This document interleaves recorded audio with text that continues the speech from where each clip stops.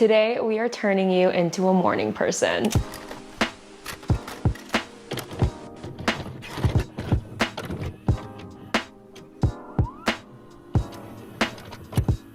I'm kidding, but today I will be sharing my tips and tricks and secrets as to how I wake up and start my day at 4:30 a.m.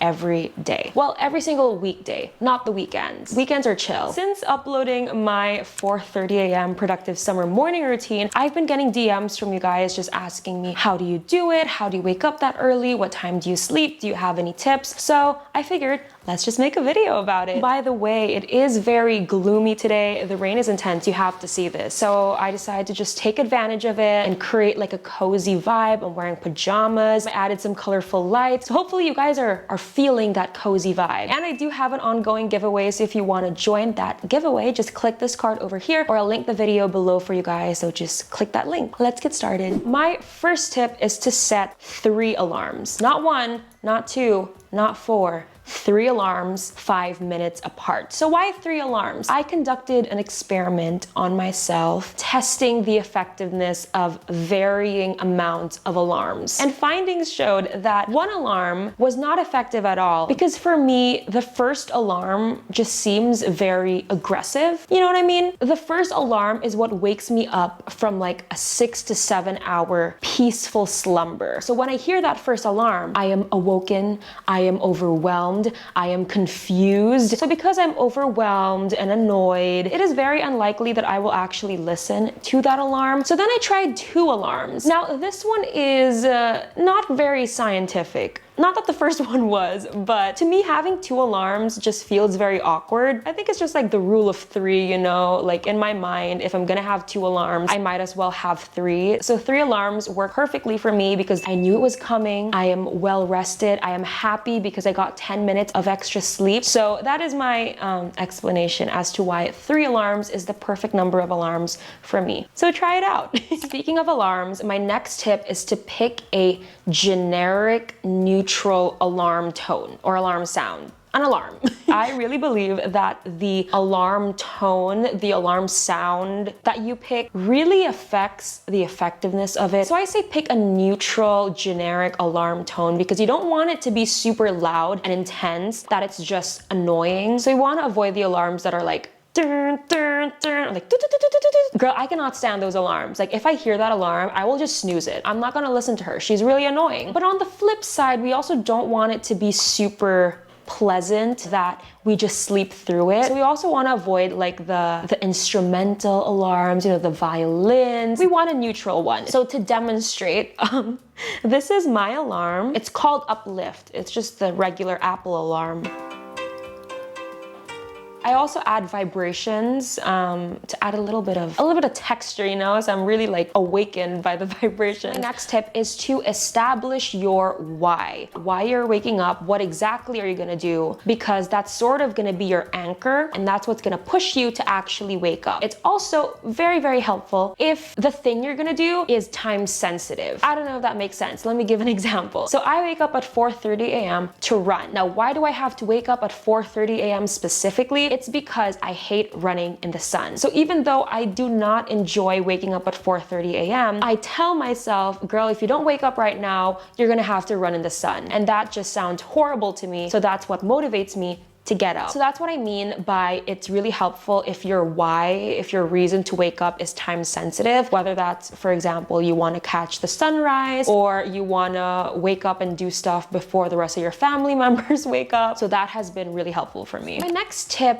slightly contradicts the last one. Well, not really contradicts, it just makes it a little slightly bit confusing. So my tip is, if the reason you're waking up early is not very pleasant, it's not really something you super enjoy, do something before that that is enjoyable. Again, my statements are very confusing, so I'm gonna give an example. So again, I wake up early to run. Do I like running? Do I enjoy running? Not really. So if I hear my alarm and the first thing that comes to mind, or the main thought that comes to mind is, wake up now because you have to run, immediately thinking that I'm going to run is gonna make me wanna just snooze the alarm. So to cover the fact that I am going to run, I tell myself that I am going to stretch, because before I run, I stretch. So that's really helpful for me, because when I wake up, I hear my alarm. I don't think wake up because you're gonna run. I think wake up because you're gonna stretch. So it's something more positive, more chill. So I am more likely to be like, okay, fine, let's get up. I mean, obviously I know that I'm gonna run, but at least running is sort of like the afterthought. It's like you're gonna stretch,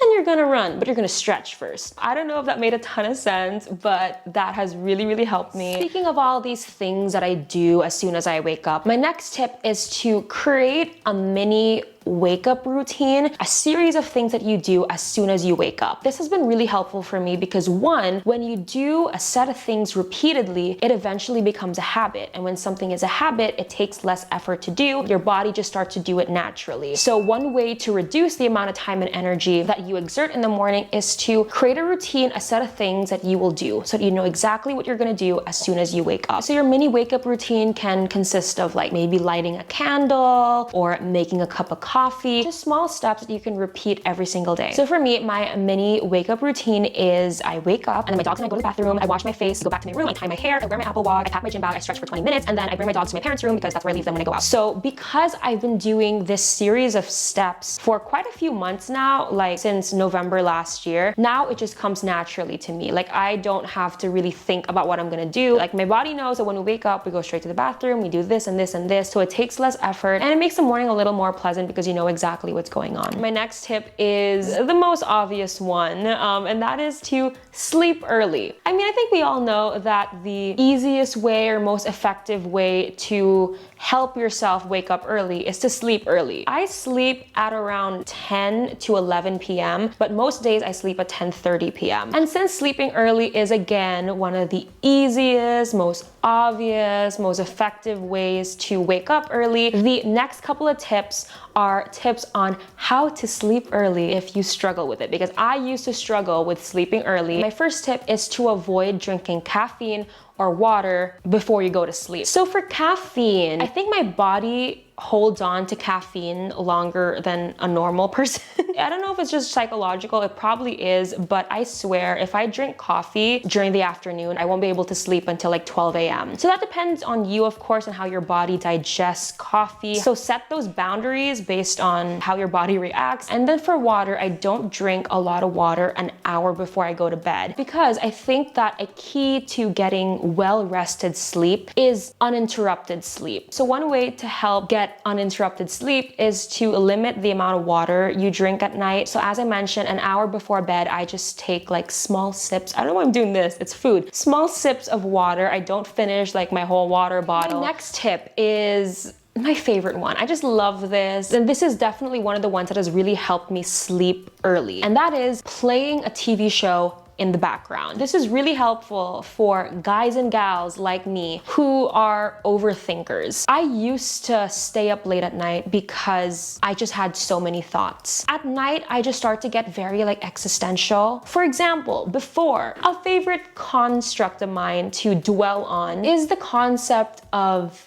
eternity. I don't even want to start thinking about it because when I think about it, I just get really stressed and anxious. I would spend so much time every single night trying to wrap my tiny brain around the concept of eternity. And safe to say, I've never been able to wrap my head around it. Even now, I just avoid thinking about it because I know if I think about it, it's just gonna make me really sad and really stressed and really anxious. To quiet those thoughts, I started playing a TV show in the background, because when there's another like auditory stimuli, I'm not able to have like an existential moment. I'm not gonna be able to have deep thoughts because there's extra noise, so I won't be able to focus on my existential thoughts, which is what I wanted. So at night, I play Friends in the background. And tip on how to do this, if you wanna save energy and you don't wanna have your laptop playing for like 8 hours, thankfully Mac has this wonderful feature where you can schedule your device to shut down or to sleep. So I schedule mine to shut down at, I think 12 a.m. or 1 a.m. because by that time I am sure that I'm already asleep. So that's my tip. Play a TV show in the background and try to make it a show that's very light and fun and just positive. My last tip is a little weird, and I intentionally made this my last tip in the hopes that 60% of you have clicked out of this video already. And that is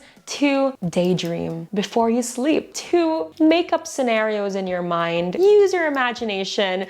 This has been super helpful for me. Like this paired with the TV show playing in the background has been super helpful in putting me in a really good mood before I sleep and just quieting my like existential philosophical thoughts. And yeah, it's just a daydream. I don't know. I love daydreaming, and I think it's because I grew up reading Wattpad.